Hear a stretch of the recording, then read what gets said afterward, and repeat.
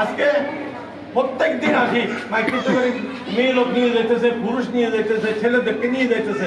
আমাদের একটা বদনামি না এটা? এটা আমাদের নোয়াপাড়া সমাজের একটা বদনামি না?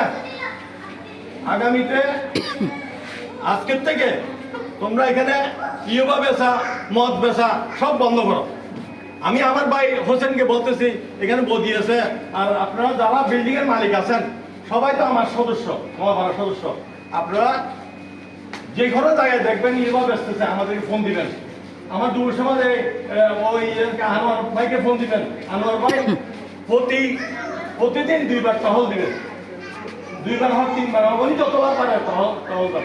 যাকে পাবেন আনোয়ার ভাই মানে সবাইকে মানে আমার সমাজের অফিসে নিয়ে যাবেন, বাঁধি ওর বিচার করা হবে। আর যদি আমার এলাকার কোন সদস্য যদি এই ইউবা বেছে আমরা প্রমাণিত পাই, তাকে সদস্য পদ থেকে বাতিল করে দিব। ঠিক আছে না? বাতিল করা হবে, বাতিল করে কঠিন শাস্তি ন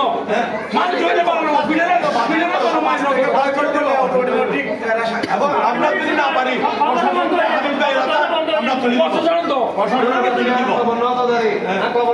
বাতিল করে পালানো আর খারাপ আর মারধরি কেন ভালো করবে চিন্তা করবে এই গলিতে যতগুলা বিল্ডিং এর মালিক আছে, আমার সদস্য আছে, আমরা সবাই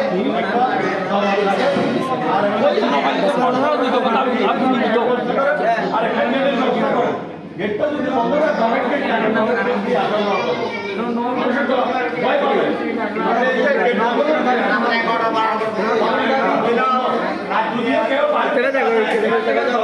100 বছর বাঁচে।